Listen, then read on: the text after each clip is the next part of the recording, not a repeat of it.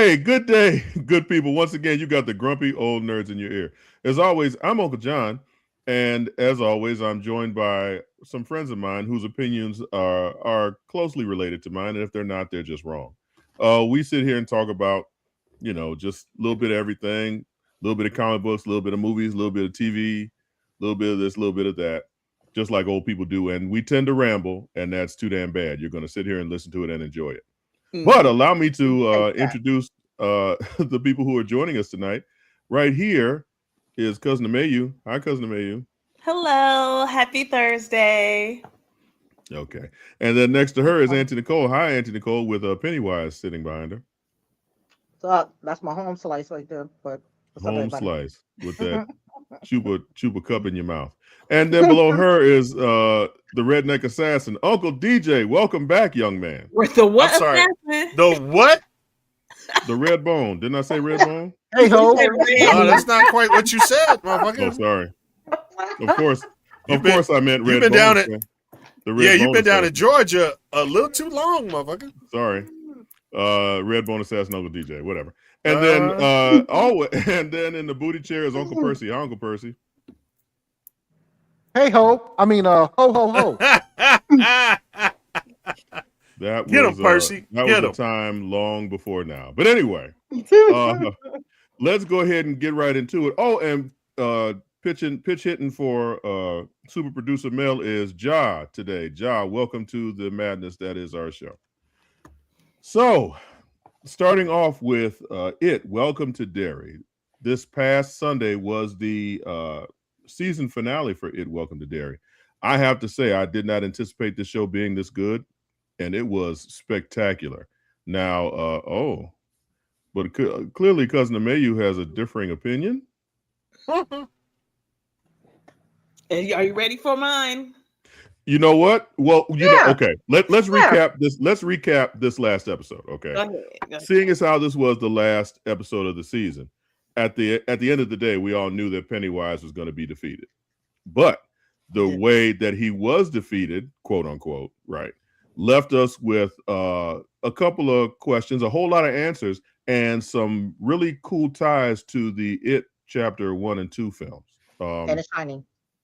And The Shining, yes, absolutely. So we begin the episode with the fog encompassing the town, and Pennywise, one of the pillars has been destroyed. So Pennywise was asleep, but he woke up, and now he's running amok. And he gets to the high school, and impersonating the principal, he excuses all the seniors because he likes little kids better. Wow, maybe I should. No, I'll leave it right there. You said that out loud. I did. That's what he does, though. That's his thing. But I was going to say, I was going to correct myself, but he does like little kids better. So he excuses the staff and the seniors and tells all the kids to come to the auditorium, where he reveals himself. He puts everybody in the trance. Wow, I'm not doing well with this, am I? Let's go. But I'm not. What kind of show is this? Right. Pennywise This saying it out loud, literally. Pennywise reveals himself to the children. Yeah, saying that stuff out loud. I'm recognizing where it sounds like I'm going. But he Pied Pipers them behind him.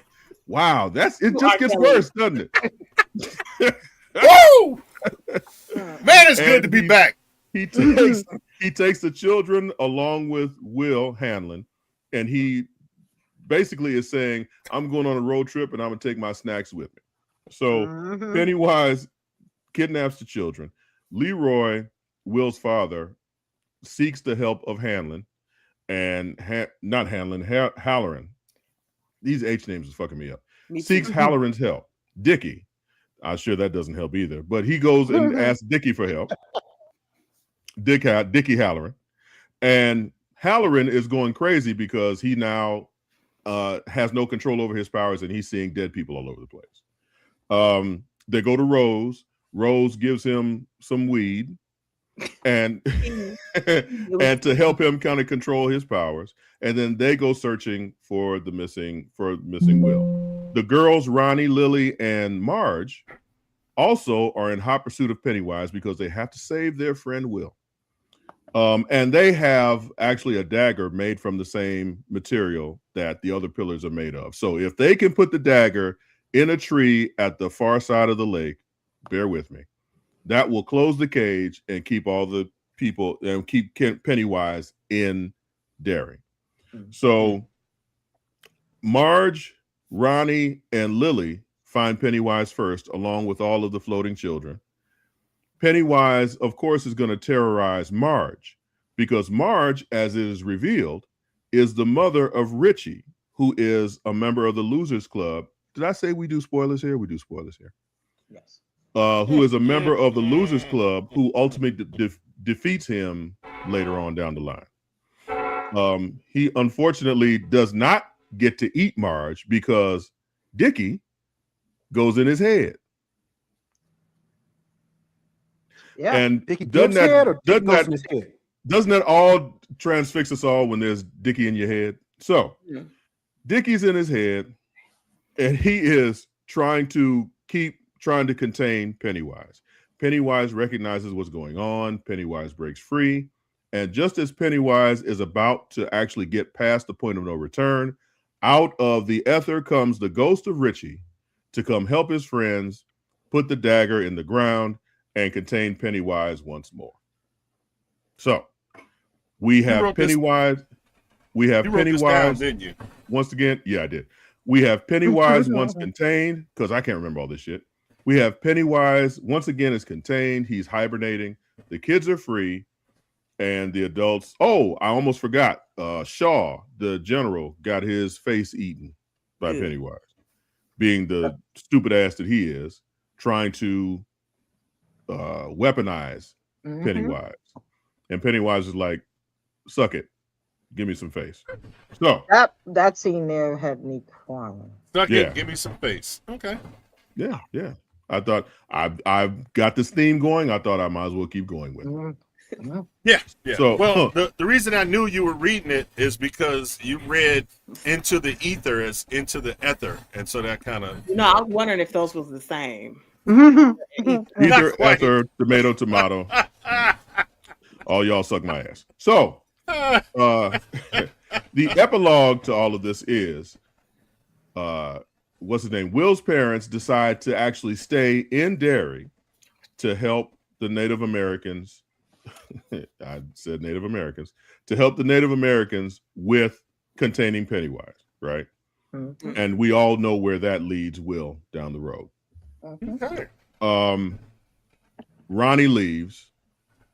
We thought Ronnie was going to actually end up with Will, and they do have a very sweet kissing scene. 2 young black children getting some sugar. I thought that was sweet. And we already know Marge turns out to be Richie's mom. But the epilogue of the episode is we see the old lady. I don't remember her name. No, I'm sorry. Let me backtrack. Ingrid. Mrs. Kirch. Ingrid, who was Bob Shaw. Is it Bob Shaw? Bob Shaw's daughter, who was the inspiration for the Pennywise form. She is in the mental institution. And we cut to 26 years later. She's still in the mental institution.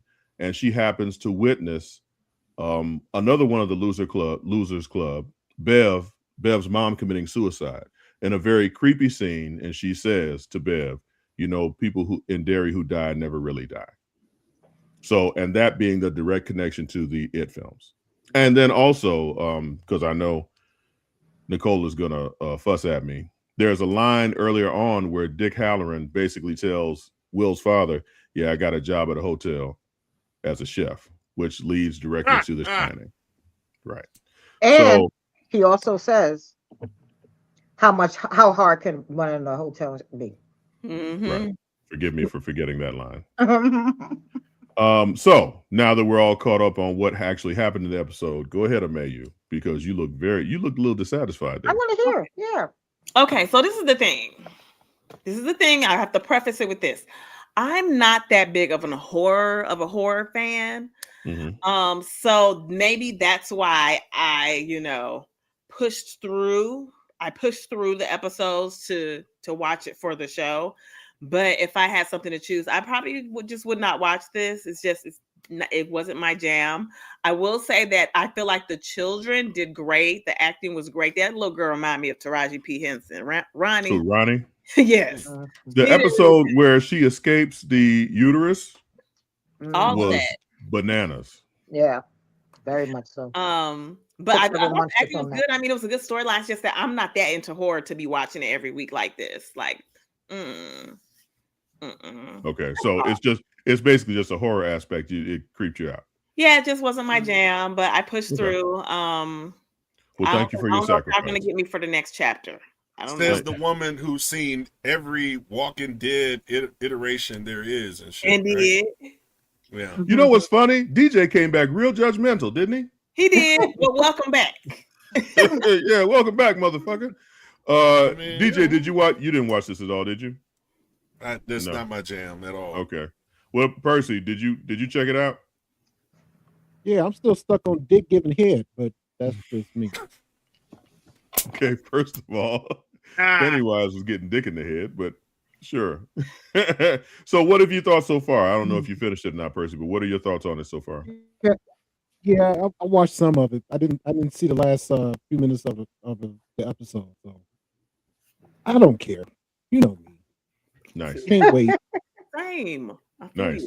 All right. So, Nicole, you and I seem to be the only ones who are true fans of this show. Come on and give me your roundup of this first season. I thought this was the most fantastic thing on TV. For right now. Okay.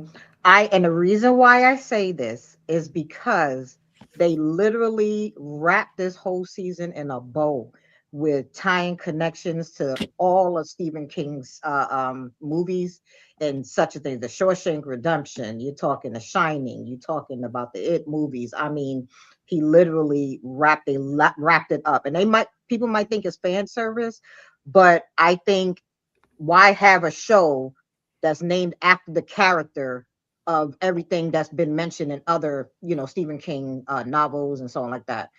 But with the same thing, in that same breath, I thought the acting was excellent for the young kids to be acting, and they were all different ages. Like Marge, she's 18, and Ronnie is 16.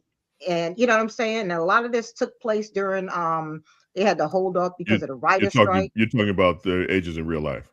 In real life, absolutely. And they, when they had the writer's strike, they had to, not work and do, what I'm saying? So this was a long labor of love for them to be able to get this finally off the ground. This thing has been filming over like 3 years. Yeah. And honestly, you can tell the ages, the age gap. Absolutely. Some of the kids look a little bit different than they did when they first started. Absolutely. And that's just it. And quite honestly, as much as I do like Stranger Things, this knocked that out the water for me. I thought this was far better than Stranger Things, quite honestly. So, I mean, seriously, it's like Stranger what?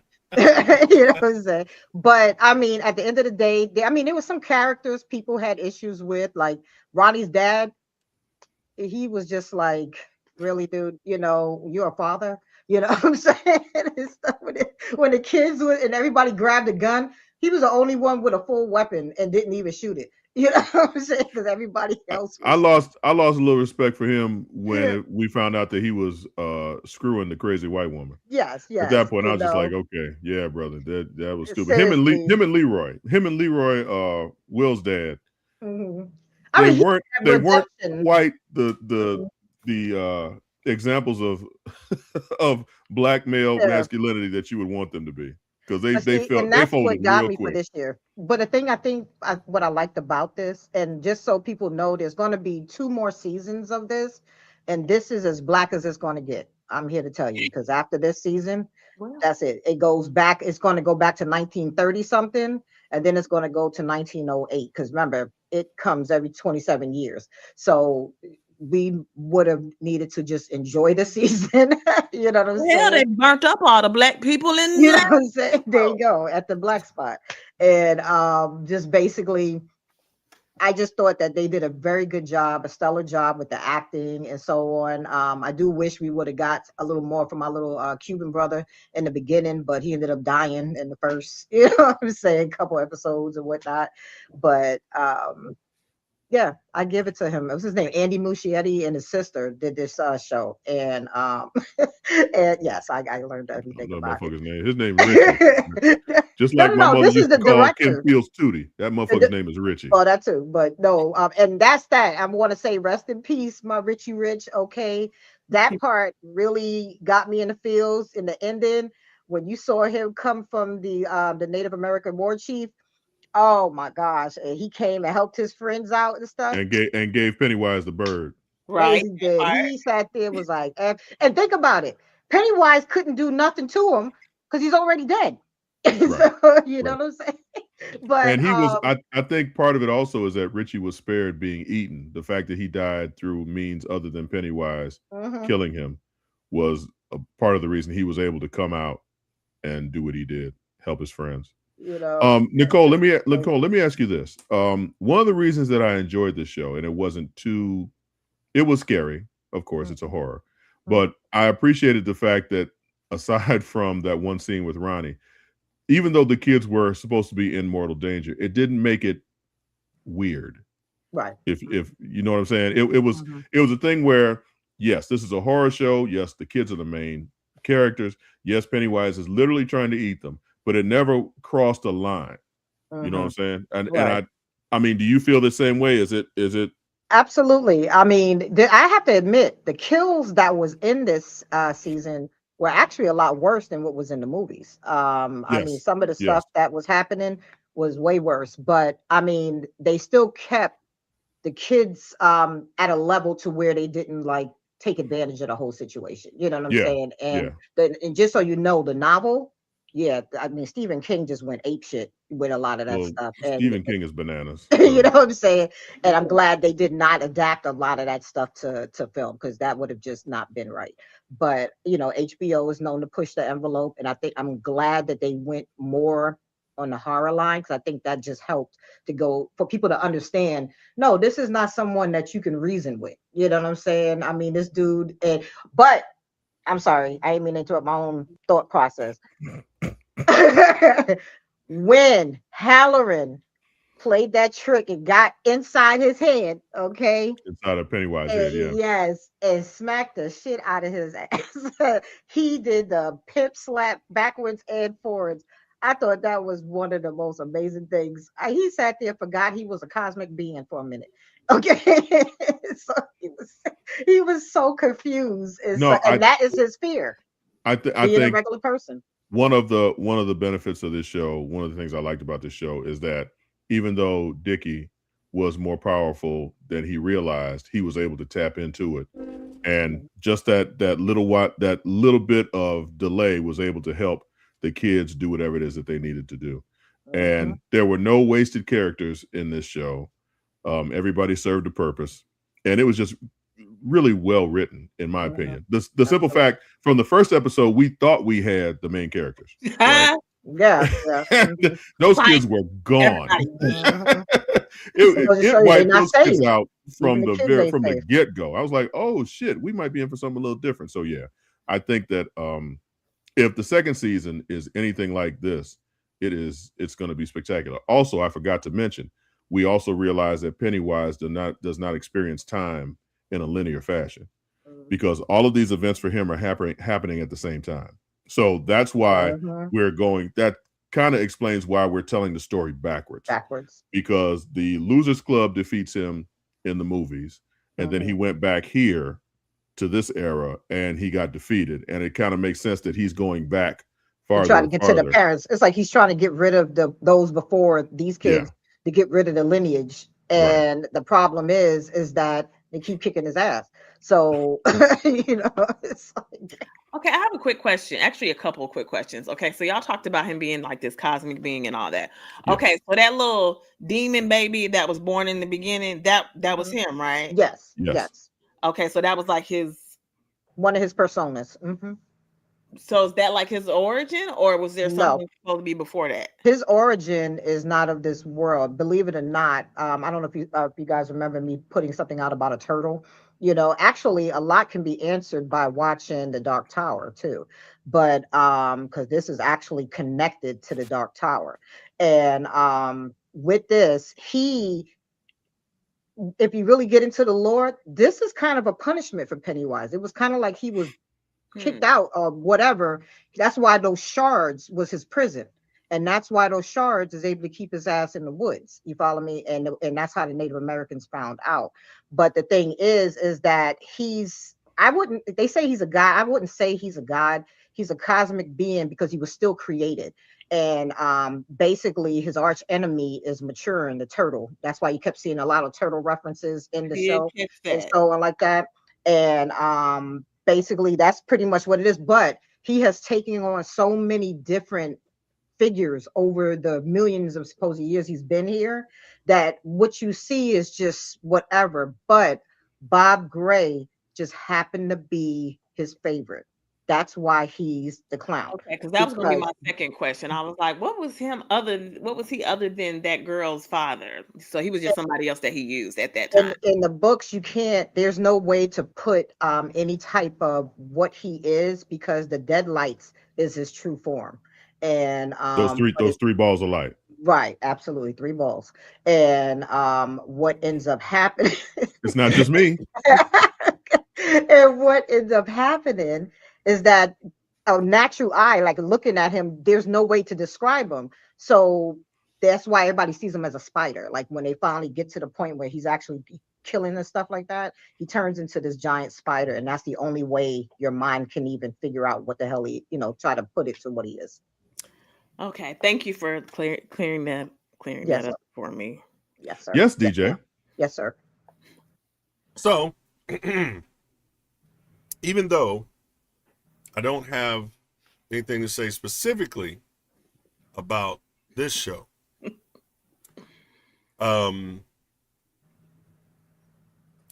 thing I'm excited about and that I love that this show has brought along and that Auntie Nicole and you have brought up is the fact that, I've been a Stephen King fan all my life. And horror, I just can't do, especially spiders. So when I got to it, and I was like, oh, shit, no, can't do that. Yeah, Pennywise and me don't get along. That's really the real reason. I'm arachnophobic, can't do spiders. Gotcha. But the Dark Tower series means as much to me as any IP media project, book, story that's ever been told. Like me and the Dark Tower series, we go way back.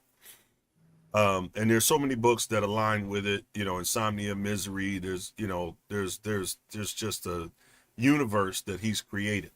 So what I'm excited about, that bullshit that they put out with Idris and I was going to ask you if you watched that film. Yeah.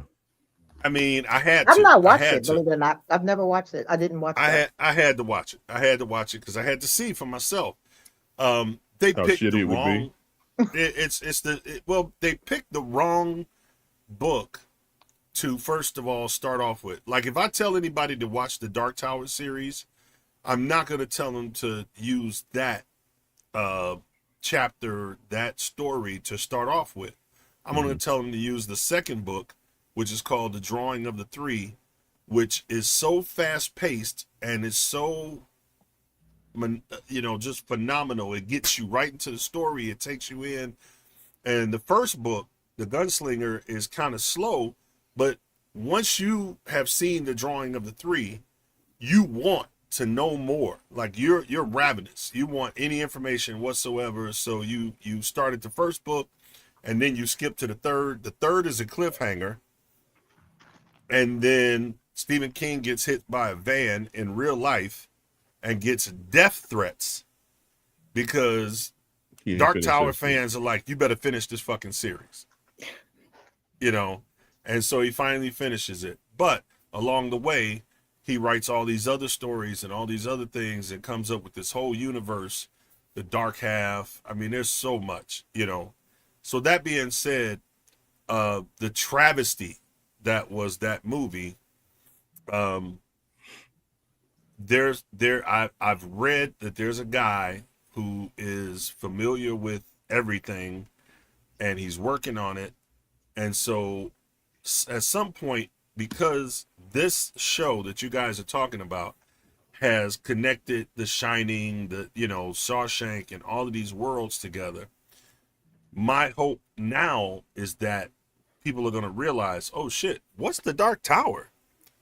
And the turtle? And the this and the that? And so they will do the Dark Tower like they did The Stand, like they did these other ones. They will do it right this time. And I'm looking forward to it. Like I'm excited. What's up? Because of this show being so well done, and also letting people know that, hey, have you read The Dark Tower? Do you know about The Dark Tower? Because everything, Auntie Nicole, goes through the tower, right? Yeah, it's even where he was come from. As a matter of fact, his parents, they actually have parents, believe it or not. Right. And but you have to be. It's the whole Stephen King multiverse is all connected, the most of it. So there you go. To the tower. The tower connects them all. Okay, well, the Dark Tower connects everything. And, Pluribus. yes. Don't be poo-pooing my shit, man. I mean, you've been poo-pooing us since the fucking show started, so poo-poo to you. But yeah, I'm excited because, as you said, DJ, because this was well done, other stories have got to be told, connecting all of this. Oh, now the fear is that they do it as well as this has been done, because, like you said, they did the Dark Tower and it was shitty. So hopefully they do everything else right. Next up, Pluribus on Apple TV. Now this show, you know what, Percy? I'm gonna agree with you on that shit. Hey. For those that nope. I've watched for those of you 5 episodes. For the uninitiated, Pluribus is basically humanity has been invaded by a hive mind, and everyone on the planet except for 12 people are connected to this hive mind. Now, you would think that this show would be well done, exciting, and everything, and all kind of good stuff. And it's created by Vince Gilligan, who created Breaking Bad and Better Call Saul. I think I explained it better. So, explain it better how? Boo. The aliens invade, and the only person left in America is a Karen. So as I was saying, this show was created by Vince Gilligan, who is a genius and has been known to create and write brilliant television. Now, having said that, this show, and I'm gonna start off by saying why I struggle with this show. And as we all know, I have adult onset ADHD, and I need blood and guts and shit. I need some kind of action. That's one thing. The other thing is, I so despise the main character that I struggle having any sympathy with this bitch. You ain't never lied about that. For real. This is, and I try to justify it because I'm a black man, and this is a white woman doing the whitest of woman things. And she's the ultimate Karen. She is ultimate Karen. The whitest of white women. And she's trying to do whatever she's doing. Someone described it as someone trying to hit you over the head to change your mind. And it's just like, it doesn't fucking work that way. Anyway, so the premise is there's a hive mind alien hive mind that sends us a signal, and everyone except these 12 people on the planet have become a part of this hive mind. 12 disciples. And that's a very good connection. And the woman's name is Carol, by the way. So Carol struggles with not being a part of the hive mind. Not that she wants to be a part of the hive mind. She feels that it's stupid and she wants to break everyone free of the hive mind. She feels she has to save humanity.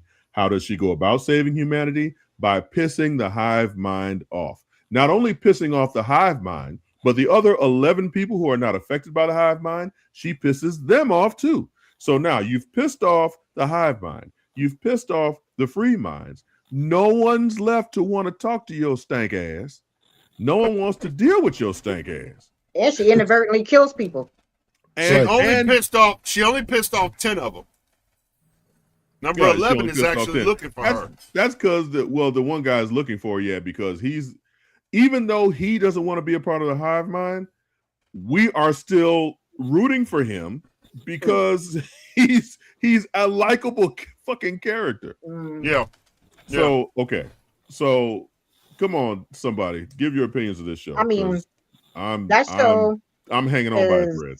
No, seriously, the show, it is literally where she is in a position to try to learn everything she can, because the countdown is on.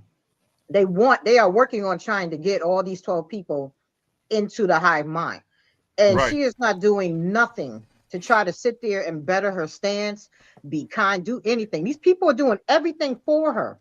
I mean, that is like having a chick, a dude having a woman, and she will not stay faithful, or he will not stay faithful, regardless of what you do.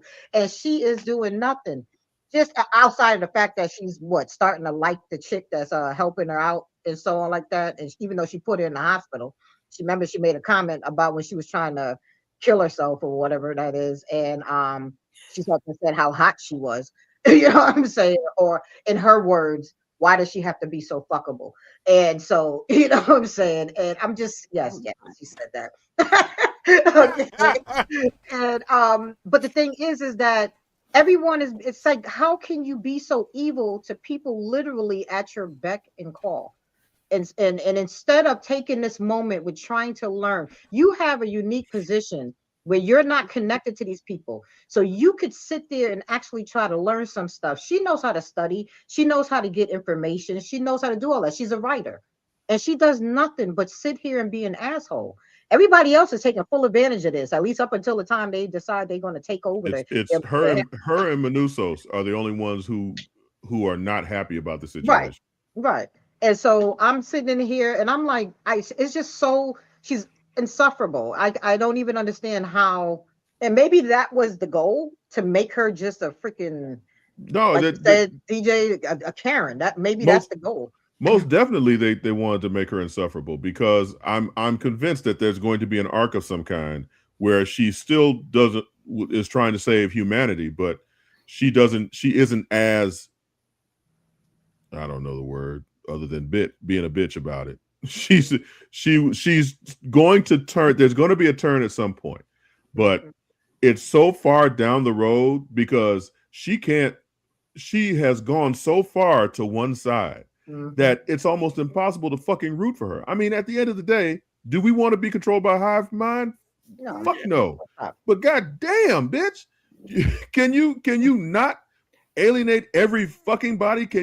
Is there any sort of stealth about your punk ass, whereas you can go about this without fucking pissing everybody off? At one point, so she blows up, basically, she asks the hive mind, being an asshole, for a grenade, and the hive mind give her a grenade, and she's just like, yeah, whatever, clink, and she arms it, and the hive mind is like, sorry, Carol, let me get that from you, and throws it and fucking almost blows herself the fuck up. So now the hive mind, then she tries to, her liaison to the hive mind, if you will. She feeds her truth serum so that the person can actually, she can try and give some kind of information from her, and ends up putting her in the fucking hospital. And the hive mind is like, you know what? We'll do everything in our power to make you comfortable, but we need a minute. So she might actually be the one person that they turn their back on after a while. We're gonna back up a little bit. But it's not the plot. Is that sooner somewhere down the line, somebody, one of those 11 is going to try to kill her. They're going to be like, we fed up. We got to get rid of her. It's too much. And maybe the hive even gonna come in on that plan. Like, yeah, this bitch got to go. No, I fully think that could happen. By the way, hi, Uncle Rod. How are you? Uncle Rod. Hey, Uncle Rod.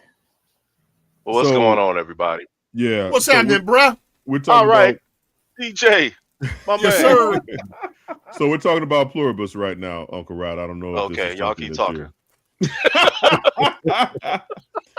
But Percy, so you're saying that at some point one of the 11 free minds will actually try and kill her. Yeah. Right? Yeah. Why do you think that they would try and do that? Because they're going to get sick and tired of her. I got sick and tired after the 3rd episode. I'm like, what the fuck is going on here? She needs to just die. But the 10 of the free minds, literally, the one dude was like, "Yeah, we have a Zoom call like every Sunday. You just not invited." Right. And I think somebody's gonna be like, she has to go. Even Well, first of all, even a hive mother. is going to try to. If anything happens to her son again, right, yeah. absolutely, yeah, because it's a hive mind. When something happens to one, it affects them all. And I think what did Carol do that they all went into these like spasms? She basically stresses them out by all of her banting and stuff, and then they literally get stressed out to the point they start shaking. And then the problem is that these people are still doing whatever they're doing. Mm-hmm. So when they do that, they're crashing cars, falling down whatever ravines and doing whatever. So she's literally killing people without having to actually kill them. I'm like, what are you doing? She's killing people by being a bitch. Mm-hmm.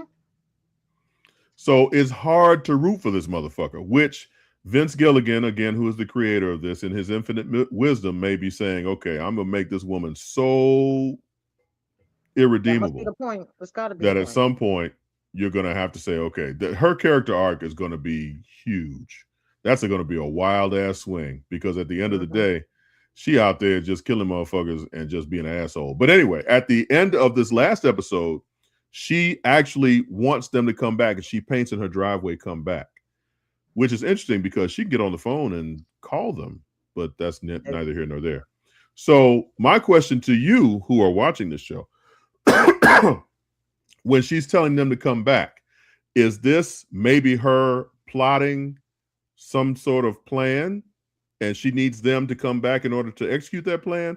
Or did she just finally go nuts? Because earlier in this episode, she's lighting fireworks in her cul-de-sac, and one of the rockets falls and tips toward her face. And she literally sits there and lets that thing damn near blow her the fuck up. So she's almost at this point suicidal. And honestly, they might just let her do it. They might sit there and be like, you know what? Oh, yeah, absolutely. So is her asking them to come back something that she's plotting, or is she truly just so fucking desperate now she wants them to come back?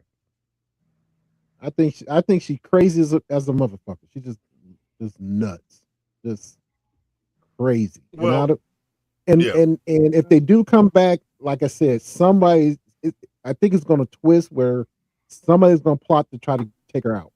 They're going to make her do the suicide. If it's not the high say, we love you, you kill yourself. That's all they need to say. Well, we all love you to kill yourself. Just kill yourself. That's what's going to end up happening. I wouldn't be surprised if they sit there and they actually channel it in, because there's like, after a while, they might start deeming her to be like a threat to them. And at the end of the day, you know what I'm saying? They may look at it as, we have to let you go. She don't even, and that's what I mean by her not paying attention. Instead of her trying to play along and get all the information she can, right now they could be plotting to sit there and get rid of her because she doesn't want to fall in line and at least be nice. All right. So DJ, you were shaking your head no. What were you shaking your head no to? Because, okay, yes, she got to a point where she was like, you know what, this is like, yeah, I'm the last motherfucker, and I'm fighting so hard for humanity, but first of all, the other 9 persons of the last 9 humans left don't like me. The 10th one hung up on me, and it's just me. So who am I fighting for? Am I fighting to be the last one? Like, I'm trying to figure out how to reverse this shit, but man, this is a bitch. So yeah, letting the firework, almost like basically, blow up in her face. It was a desperate, move. But then afterwards she was like, okay, fuck, that didn't work. I'm still here. And if I'm going to be here, I know I need some companionship. So please come back. And I think the comeback was not for the hive mind. It was specifically for the hot chick. And that's what I was saying. She likes her. That she is, that she has grown to like. It's not so much the hive mind, it's the fact that this hot chick has all the memories of her now deceased partner, her female, her wife that's gone, that's dead now, And if her wife had survived as one of the hive mind, it would have been maybe a little bit more bearable. Maybe she would have been like the other 9 that has a son, has, family members that are now part of the hive mind, and they're just fucking glad to, to have their family still apart and with them. And they can kind of get with the whole alien hive mind thing because they have somebody. But her somebody died right in front of her. And, so, and the 10th dude, he's like, mama, you was shit when you was here. So fuck you, now, fuck you forever, which I get, so, as far as now, I don't accept that she's totally with it. But I think for now, she's like, okay, this is what I need right now until I can figure out the rest. Okay. That makes sense. I still think that she's plotting some shit. Yeah. And she was just like, for me, I think that the firework not blowing her ass up was her sign to say, keep fighting. You know what I'm saying? Exactly. Like it was, she was like, you know what? If I die this fiery death, so be it. I'm meant to die. But if it misses me, I need to go back to fighting for humanity, even though humanity ain't fighting for me. But in the meantime, I'm gonna give me some. Whatever. Nice. Okay, well, I mean, we'll see because there are 2 more episodes left of the season. I pray to God it picks the fuck up. Now, you know how when you're in a traffic and you look at a accident and you're not looking, it's just out of morbid fucking curiosity. That's the only reason why I'm still watching the show. Because also, and Menounos, the other free will guy who isn't with the hive mind, he tried to literally walk from wherever he hit that tree. Oh my God, that was nasty as fuck. He tried. He's literally trying to walk to Carol. Injures himself, and the hive mind is going to offer him help, even though he doesn't want it. At one point, the hive mind was like, "Hey, man, we can take you and your car. You can be there tonight. You can be there tonight." And he set his car on fire and basically gave him the bird. Said, "Fuck you, man." I love him. Yeah, I do too. Which I guess has to be the contrast between him being against all this but being likable. And Carol being the stickler, the one you just like, damn, bitch, shut the fuck up. So, all right. Well, anyway, super producer Ja, if you will, I think we'll go ahead and take a commercial break now. And when we come back, we are going to talk about how desperate Marvel has finally become. And also, we have lost 3 legendary Hollywood people much too soon. And we'll pay homage to them when we return. So, Uncle DJ, it's been so long. Would you like to send us off to the commercial? After these messages, we'll be right back. This is the Dean of the College of HBCU Sports, Kenyatta Cavill of Dr. Cavill's Inside the HBCU Sports Lab with Mike Washington and Charles Bishop. Come mix it up in the lab where the course lecture is in session every Tuesday from 6 o'clock p.m. Central Standard Time on Facebook Live, YouTube Spreaker, or the BCSN app. As we discuss all things about the HBCU sports culture, including exploring the week that was in the sporting HBCU diaspora, as well as the upcoming week of HBCU sports. With me, the Dean, the College of HBCU Sports, on Dr. Cavill's Inside the HBCU Sports Lab with Mike Washington and Charles Bishop. Course lecture dismissed.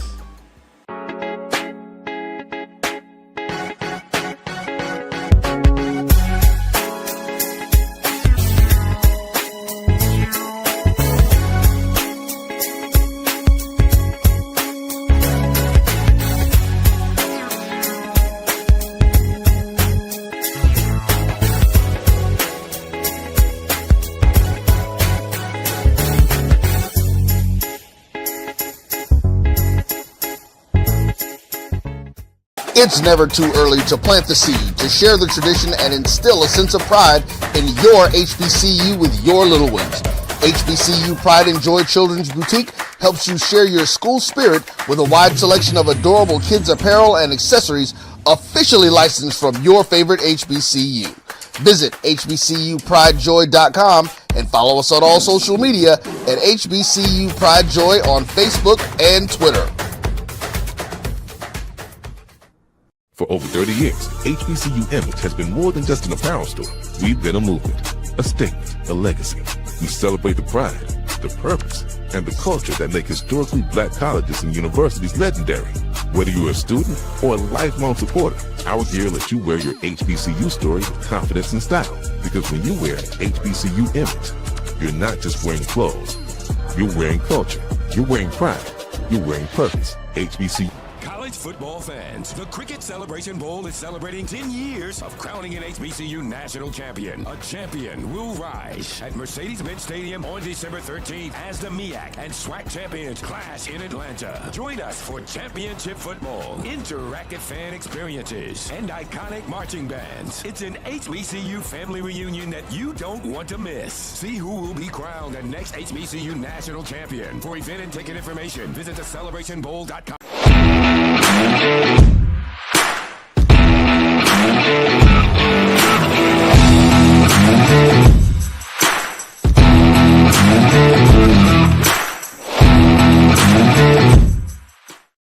Once again, we're back. We are the Grumpy Old Nerds. I'm Uncle John. Over there is Cousin Mayu and the Redbone Assassin, Uncle DJ.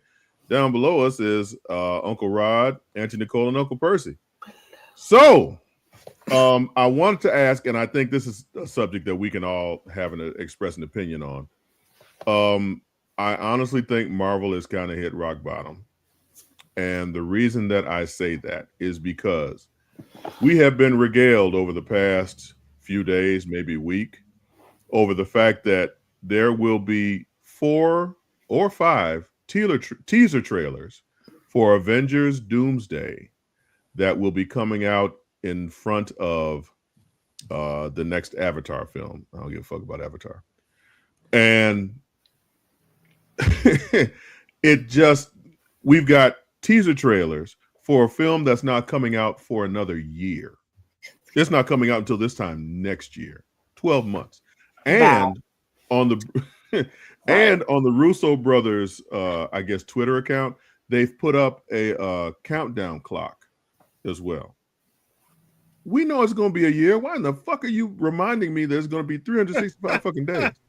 They're trying to generate hype. So I ask of you, because my opinion is I'm really worried about this film, because you've got to start generating hype a year away by throwing 4 teaser trailers out there in front of what's supposed to be the next big event film of the Christmas season this year. It reeks of desperation to me. Maybe I'm wrong.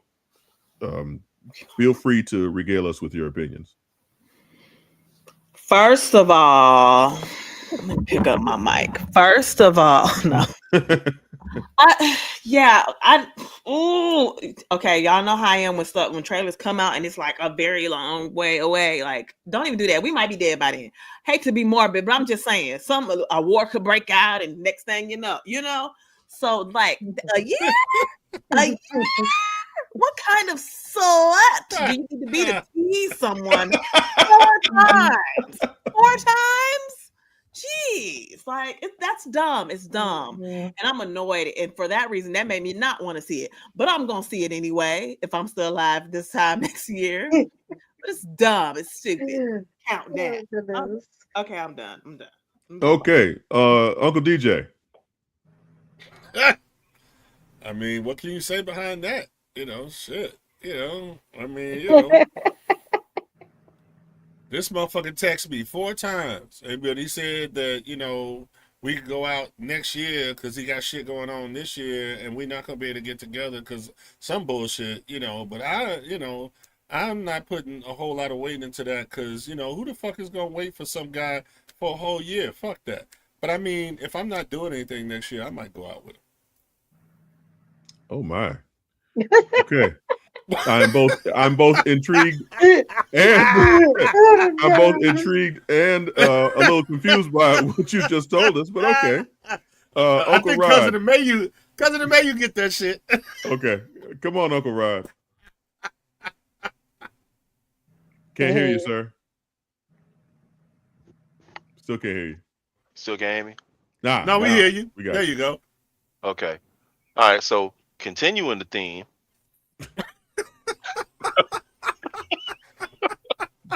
The only reason I'm going to wait for a year is if I got something going on in that year before that. I'm not going to sit around and wait. So the question is, what does Marvel have for people before that shit comes out? That's the question. What are you doing? There's got to be something, right?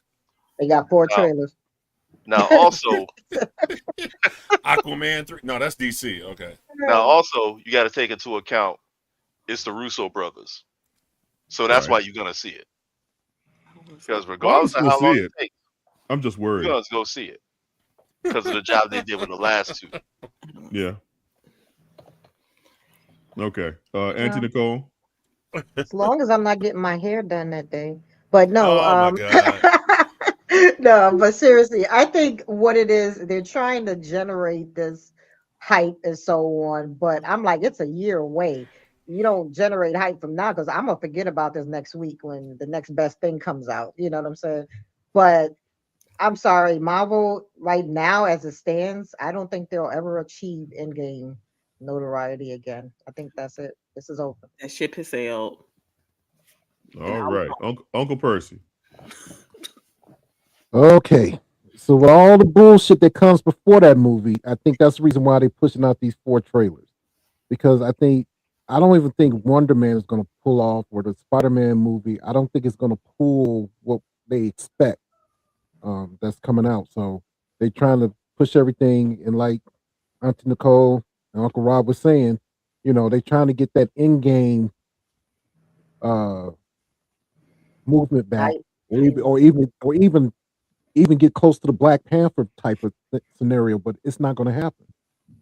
And from what you see from the trailers, because the one that did leak out, they was trying. It looked like from in games with the whole Thor and the hammer, and then all of a sudden you turn around, Loki got it, and all that bullshit. So, it is what it is. I'm gonna go see it, but it's just I wouldn't be surprised. I'm not gonna sit up there and scream and yell like it wasn't in games when Captain America said Avengers assemble and shit. I don't think that's gonna happen. Well, like one of there has to be something else that holds us over, that tides us over. So we've got Wonder Man coming in January, which I'm already worried about that because they're dumping all the episodes out is because you worried about the product. And then you got Spider-Man Brand New Day coming out July 31st of next year. So I guess that's supposed to be our bridge until we get to Avengers Doomsday. But the Spider-Man movie is going to hit. People are going to come out for that Spider-Man movie. Absolutely. Yeah. Well, okay, so here's something else. Apparently, and I don't know what the fuck Marvel is doing with their security, but details of the teaser trailer for Spider-Man have leaked as well. I'm like, God damn. What's going on over at Marvel that everybody's fucking leaking? If I'm leaking like that, I'm going to the doctor because clearly something ain't right. We're getting a diaper. They I think they're doing it on purpose.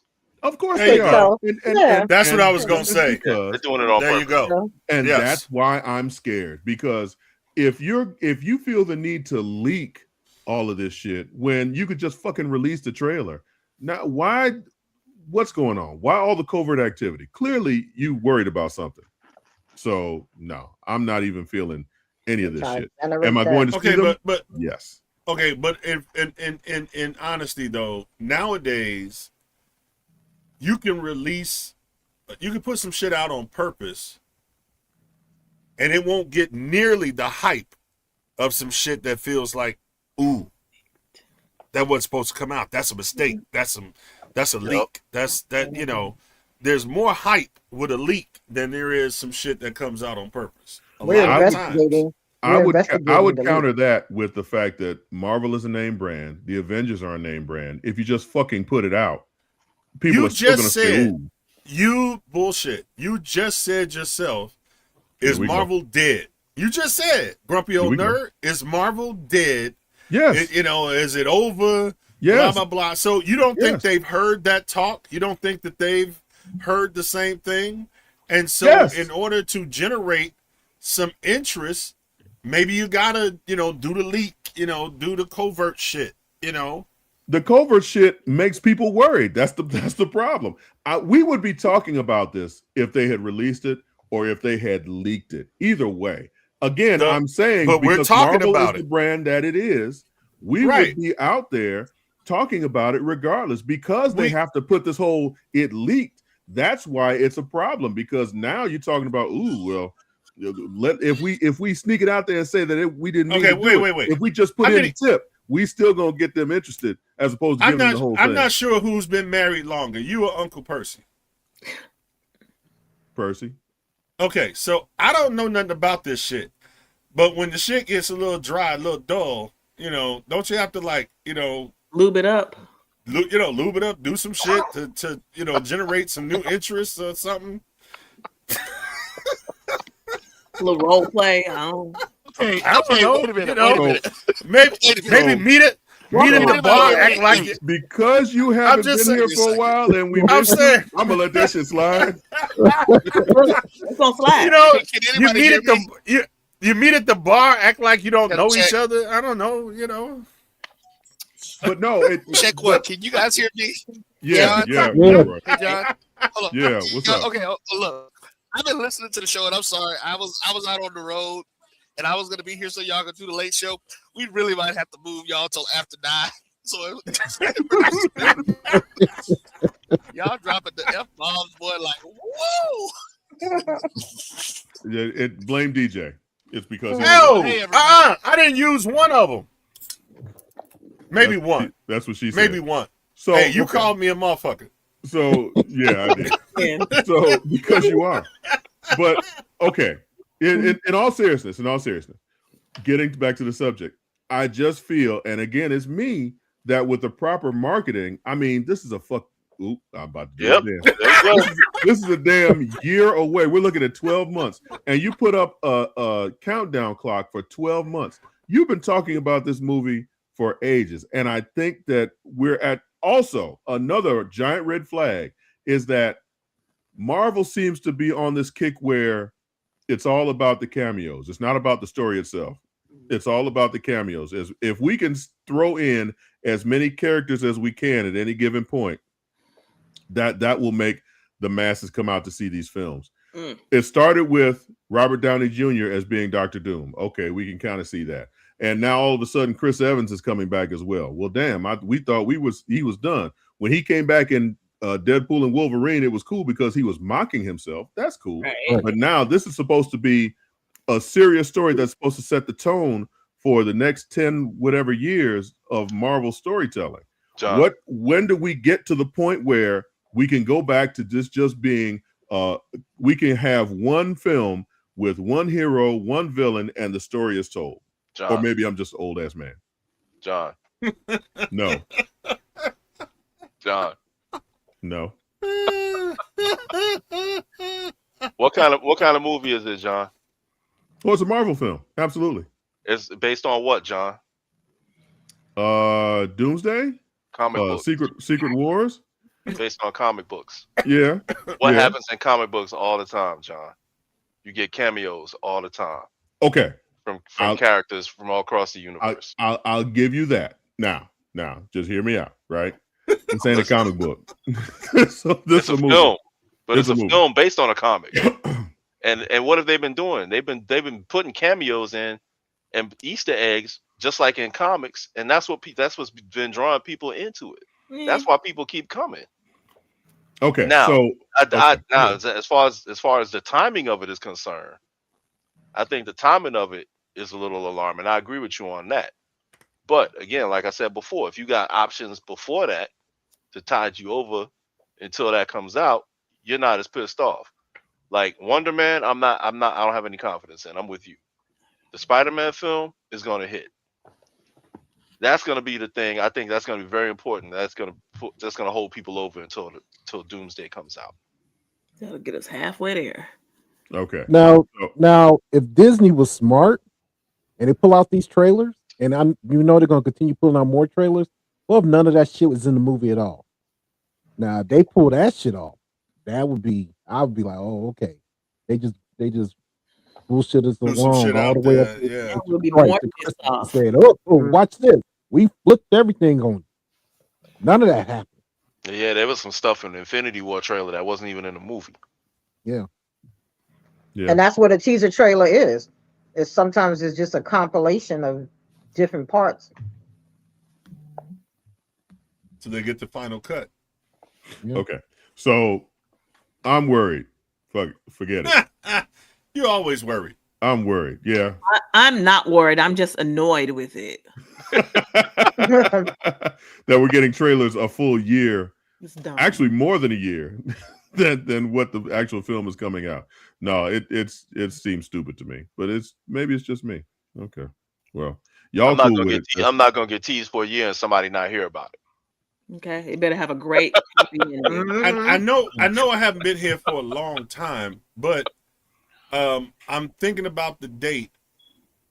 Next week is Christmas, so I know you guys probably aren't doing a show, right? Correct. We're Are done for the year. you doing an end of the year show? Or is this Welcome it? to the end of the year show.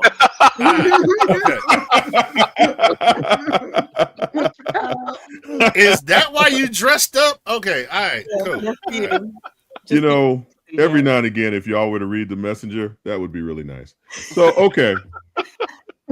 Next up, we have got there have been, you know how they say that in Hollywood death comes in threes, and I know there have been actually more than 3 deaths in the past couple of weeks.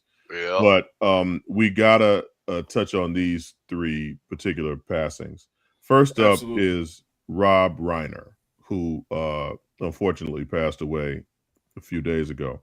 Now, I know everybody here is familiar with Rob Reiner. No, he didn't pass away. Okay, DJ, stop.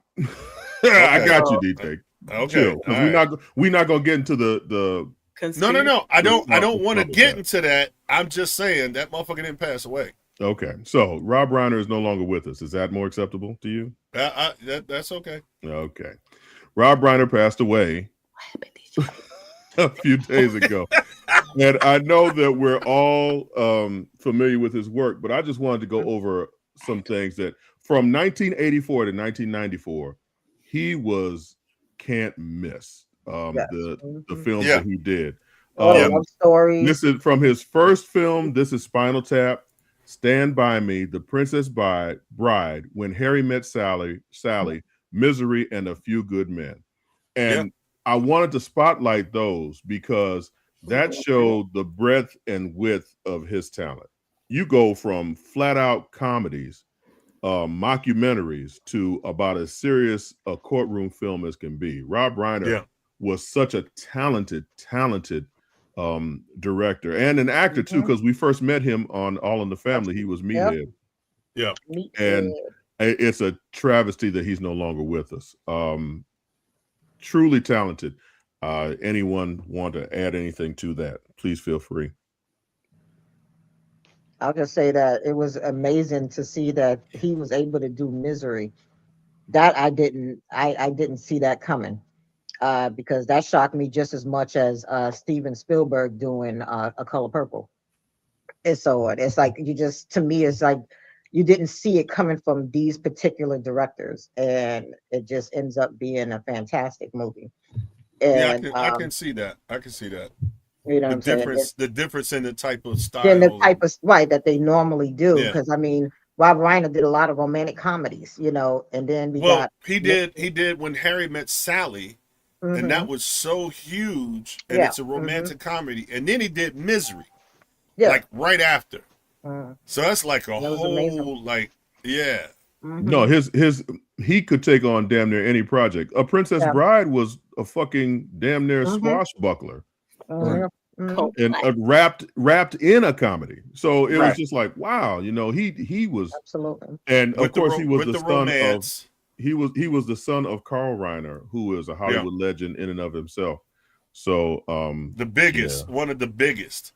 Yeah, him being gone is truly it's Hollywood royalty, you know. Yeah, definitely. So condolences to his family and friends. That he will truly be missed. Yep. He did Ghost of Mississippi.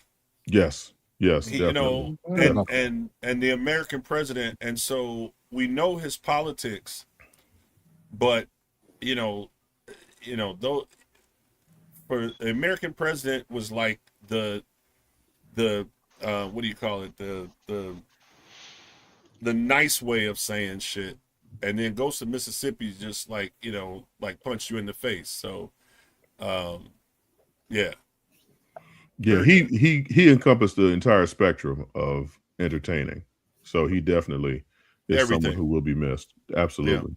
And like I said, that 10-year span from 84 to 94 was spectacular, man. That was, I mean, he was knocking them out of the park left and right. This next one, actor Anthony Geary, who was the star of many, many years of General Hospital. Luke and Laura. I mean, you know, back in the 80s, That's what I grew up on. Anything that was popular had a rap song about it. And they made a rap song about General Hospital. General Hospital. Yeah. Yes, Amelia, we know you're too young and don't know about that. Yeah. Sorry, I don't. But yeah, Anthony Geary passing away is very sad. So that reminds us all that we are truly grumpy old nerds. Wait, he made us love a rapist. Right. Right. I don't know about all that. He made Luke and Laura. No, he raped Laura. He raped Laura. Dude. Right, he raped her. Y'all loved it. I didn't watch that damn show. I tell you what he made. I tell you what he made cool. A white man with an afro. How about that? He did. But I mean, that was the white man can pull off an afro like that. That wedding right there that they showed, that picture, that was nationally televised, and that was like one of the biggest things on TV. That was a huge event. I was a kid. It literally stopped work world to watch this wedding. Wait, not only that, but it made a #1 hit song for like generations. Yeah. Mm-hmm. Oh yeah. Rise by Herb Alpert. You couldn't. The two of them went together. Mm-hmm. Absolutely. Yeah. So again, peace and blessings to his family and friends on his passing. And finally, I don't know if this will affect y'all as much as it affects me. Gil Gerard passed away recently. Yeah. That was Buck Rogers. Buck Rogers, baby. Yeah. Poor Ameyu is just sitting there in confusion, like, who are all of us? See, that's why she cousin Ameyu, because the aunties and uncles, we know we put the old in grumpy old nerds, because Gil Gerard, Buck Rogers, the original shit. I mean, the original shit before all this other, AI 3, what do they call it, CGI and all that. Before Knight Rider, there was Buck Rogers. Man, Buck Rogers. It was Rogers. The 25th century back then. Right. Yeah. Buck Rogers in the 25th century was it followed a wave after Star Wars of sci-fi shows on TV. And after the success of Battlestar Galactica, the studio was like, okay, we need something else. And they went back and looked at Buck Rogers and created this TV show. The first 2 episodes were actually released in theaters, and it proved to be so popular that they recut them and put them on TV and they changed the whole tone from playing it in the theaters to it coming to TV, which part of the reason why it didn't last as long as it did. But yeah, Buck Rogers in the 25th century was actually a really. Are those movies out somewhere? Well, the movie itself passed away, John. I don't know. Now that he's passed away, I guarantee you'll see it again real soon. Yeah, it could probably be on YouTube. Yeah, you can find anything on YouTube. Sorry. It's not 41, bro. Don't worry about it. They got it on Tubi. Oh, do they? Of course they have it on Tubi. My question, y'all leave Tubi alone. Tubi is terrible. Can't hear you, Roy. Hey, I'm wondering if the original theatrical version is available, because like I said, they recut it to tone it down a little bit, because when it was in theaters, it was something different than what they eventually showed on TV. It was a much darker tone. Speaking from the Blackie in the group, it was a much darker tone I know it was on VHS for a little while. Okay. But other than that, ain't no telling. Okay. All right. So, yes, Gil Gerard, Buck Rogers, and Aaron Gray was fine as hell back then. Ooh, Man, listen. Yeah, absolutely. That was another reason to turn into that show. My goodness. And here goes Amayu looking up Buck Rogers. And wasn't that the one with the robot that would go around beady beady beady beady beady beady? You know, the voice of Twiggy was Mel Blanc. Yeah. Who is also the voice of various cartoon characters. As Bugs Absolutely. That guy was the voice of a million freaking voices. Mm-hmm. Yes. Before that motherfucker on Fox. Okay, so let's go ahead and take Family Guy. Sure, of course. Oh, okay, I know you're talking about. Let's go ahead and take another break. And when we come back, we will actually have a little bit of time to come up with our best of lists for the year. So I would ask each and every one of you, give us your top 3, whatever, TV, movie, video game, anything that you want. Give us your top 3 when we come back. And Uncle DJ, once again, if you don't mind. I don't mind. After these messages, we'll be right back. This is Brian Fulford. AD Drew and I are co-hosts of the BCSN Sports Wrap. We talk about all things related to HBCU athletics. From the games, teams, coaches, and fan interest stories, we cover it all. You can find our shows on Facebook. Uh-oh, we're back. Hey. This is Brian Fulford. AD Drew and I are co-hosts of the BCSN Sports Wrap. We talk about all things related to HBCU athletics. From the games, teams, coaches, and fan interest stories, we cover it all. You can find our shows on Facebook at BCSN Sports Wrap, YouTube at MyJBN Online, and everywhere you listen to podcasts like Anchor, Spotify, Google, and Apple Podcasts. You can also find the show on the Jericho Broadcast Network's app. Make sure to download. We look forward to you joining the conversation and being a part of the show. The Cuvée Group is a Florida-based marketing and training consulting firm. We help businesses communicate to their target audience and engage them in conversation. We also help to expand their audiences, which will ultimately result in growth for those organizations.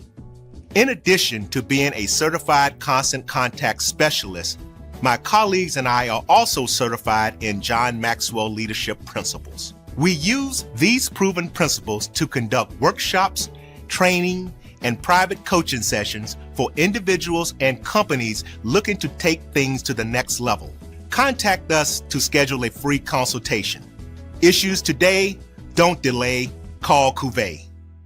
For over 30 years, HBCU Image has been more than just an apparel store. We've been a movement, a statement, a legacy. We celebrate the pride, the purpose, and the culture that make historically black colleges and universities legendary. HBCU Image, a Kenny T's company. College football fans, a champion will rise in Atlanta on December 13th. MEAC champion, SWAC champion, the 10th Cricket Celebration Bowl, crowning an HBCU national champion. For event and ticket information, visit thecelebrationbowl.com. ESPN Events presents Red Lobster Band of the Year. Returning to Atlanta on December 12th, 4 bands will qualify for the big stage, where 2 national champions will be crowned. Follow us for rankings updates throughout the season, and join us on December 12th. For event and ticket information, visit bandoftheyear.com. When it comes to professional learning, teachers deserve better. From the leader in online learning, Stride brings you the Stride Professional Development Center, an on-demand library of mobile-friendly courses that gives teachers choice and flexibility, allowing them to learn anytime and anywhere. Our dynamic courses provide bite-sized learning and help educators advance their knowledge while also gaining professional development hours. It's time you take charge of your learning. Visit us today to get started.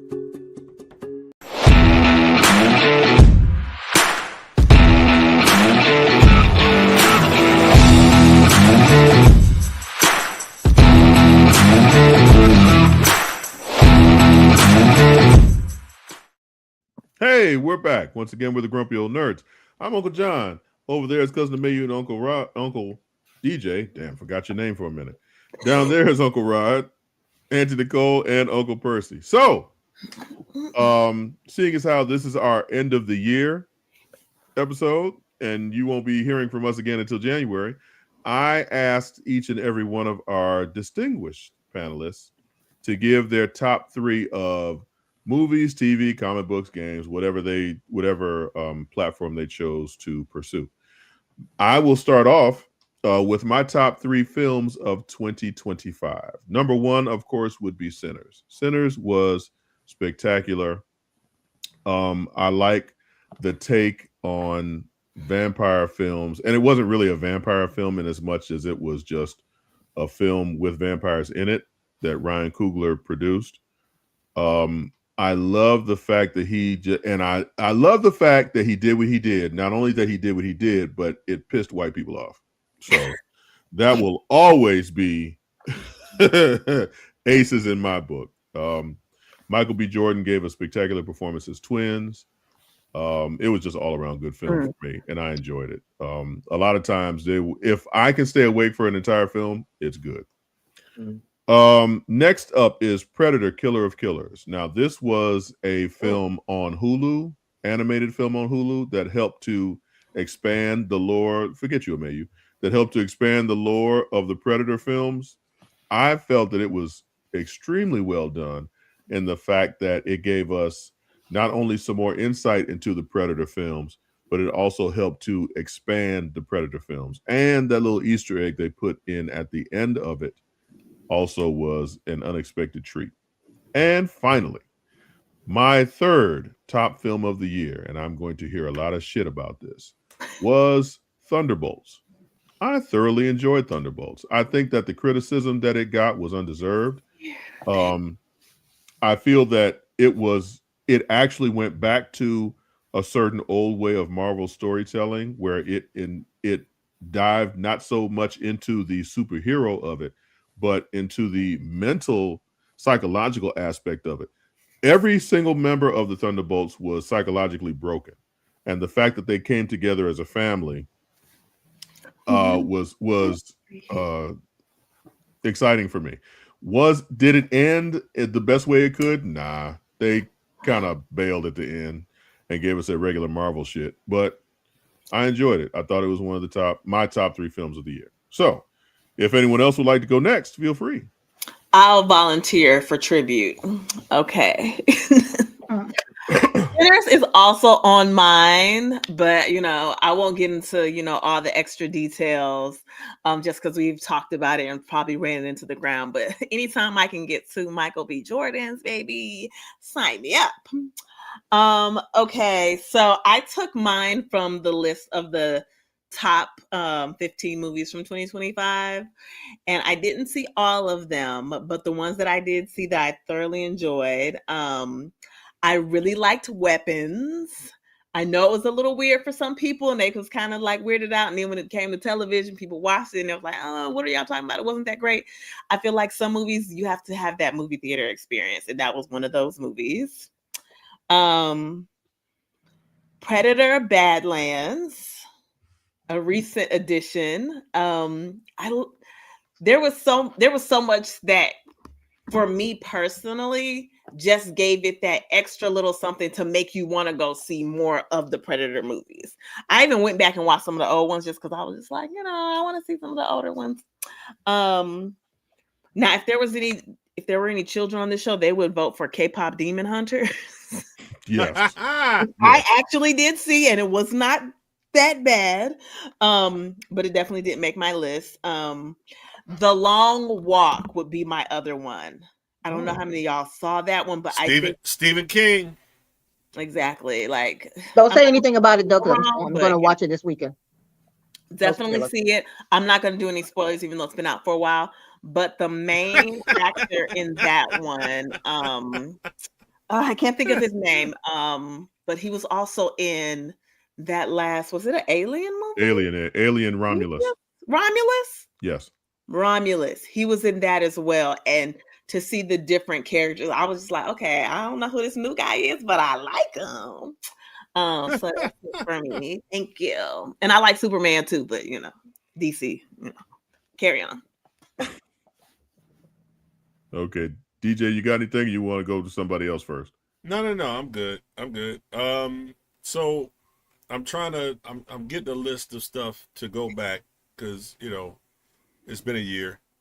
I agree with you on Sinners, and I love the fact that the brother got a movie deal that we don't normally get.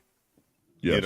As far as ownership. So that on top of that makes that especially special. And then, to spoil it for those who should have seen it by now, the Chicago connection with the blues guy Buddy Guy being an integral part of it. I always love Chicago connections. So that for me.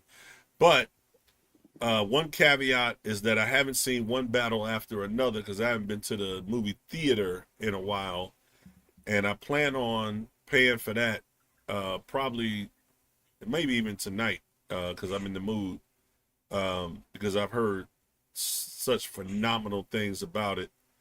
And old girl just keeps doing phenomenal shit. Tiana Taylor. Man, listen, she's bad. She bad. So I even feel bad that I haven't seen it, didn't go see it, but I got to pay for it and pay them their props because I've heard really good things about that. And then I did see it, Mission Impossible: The Final Reckoning, and as much as Tom Cruise grates my fucking ass, I did appreciate the way they wrapped it up. Yo.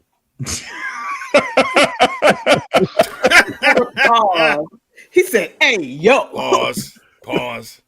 I like the way they wrapped it up with Ving Rhames being such a integral part of the story and giving him his props. So that I love. TV. Don't forget Daredevil: Born Again. My twin. My fucking Fisk and shit. That they did a pretty good job. But I'm also with Wednesday season 2 because that's just a great story. The way they have brought her back, from the TV series and everything. And I gotta go video games because I'm a video gamer. So for me, it didn't come out this year, but Baldur's Gate 3, my boy hooked me up with it as a present, and I got to go back to it. But it was a phenomenal game. For the ones that came out this year, there's one that was on PlayStation, but it's available on PC, and I'm an Xbox guy, so I gotta switch over to get to that. But other than that, man, it's been a good year. There's something I'm forgetting that I didn't want to forget for this year. Oh, Kendrick Lamar's Super Bowl halftime show. I'm a huge Prince fan. For those who know, and you guys know, the grumpy old nerd knows. Man, as far as performance-wise, as far as the culture, for everything, number one, Kendrick Lamar's Super Bowl halftime show was every fucking thing. It was everything. And I hope Bad Bunny rises to the occasion in 2026 and takes it to a new level. But that Kendrick Lamar shit, man, that was on point. All right. Uncle Rod. All right. As far as movies are concerned, I'm with you guys with Sinners. Also, I like Predator Killer of Killers. I like that a lot. I think that for me, that's kind of a combo with Badlands. And the last Mission Impossible also did it for me. Like I said before, Tom Cruise is a weirdo, but Tom Cruise know how to make a damn Mission Impossible movie. Man, listen. And he gonna run. If nothing else. He will run. He gonna run. He will run. He's gonna run. In this, he ran, he swam, he drove. Everything. He did everything. Right? Impressive. So and if this is the end, they did a proper end to it. Although they definitely left room for a new beginning or a sequel of sorts. And Haley Atwell. I'm sorry, just Yeah. That's a fine young lady, Haley Atwell. As far as that's movies.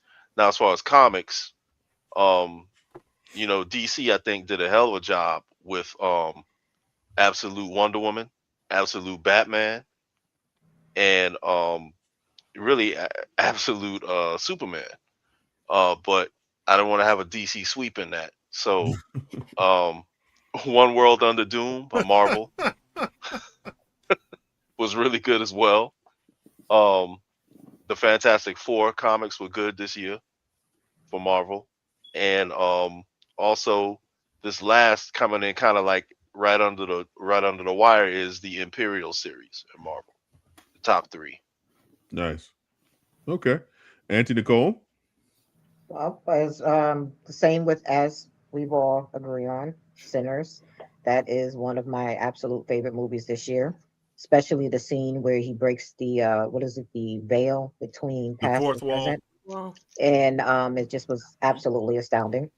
Nosferatu was another amazing movie. I thought, Okay. and it had your boy in it who plays Pennywise. Bill He Scott. yes, very very talented actor. Um, Honorable mention is Weapons, of course. I did like that movie. Actually, I did.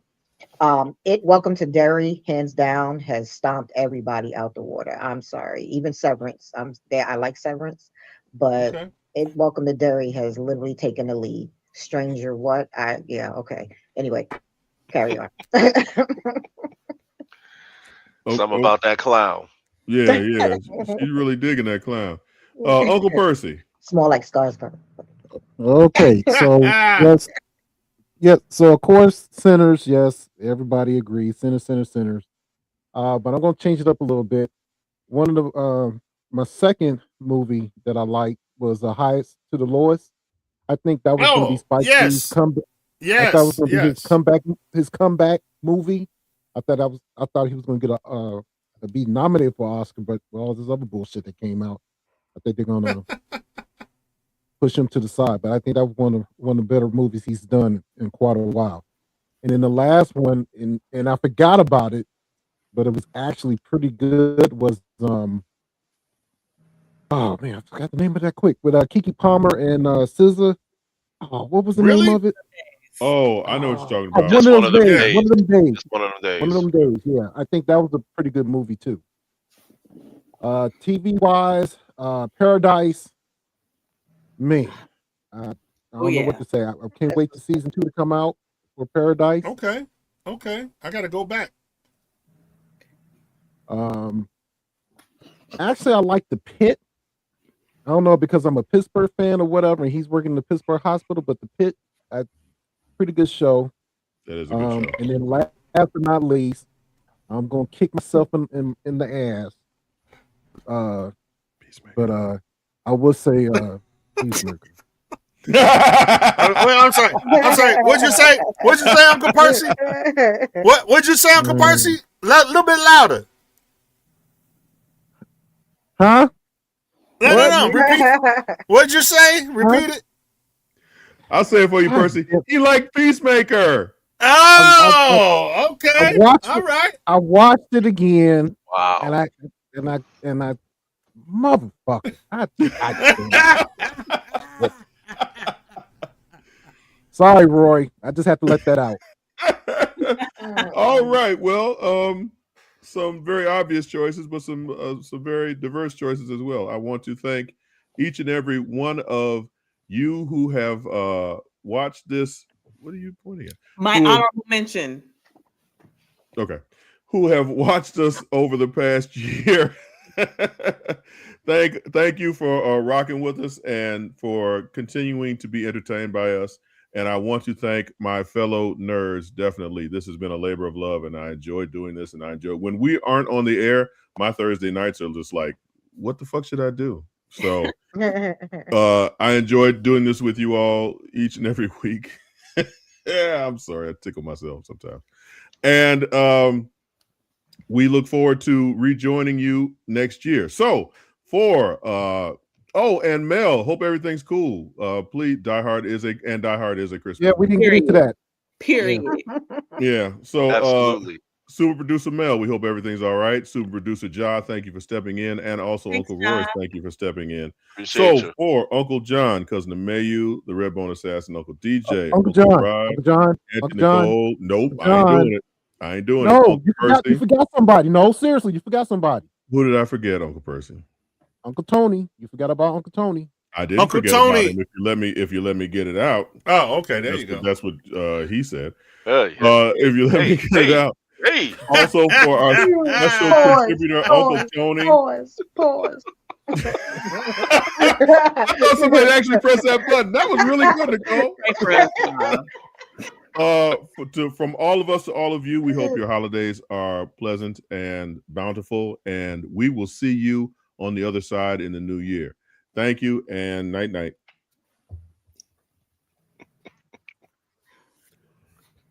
Oh, We love you.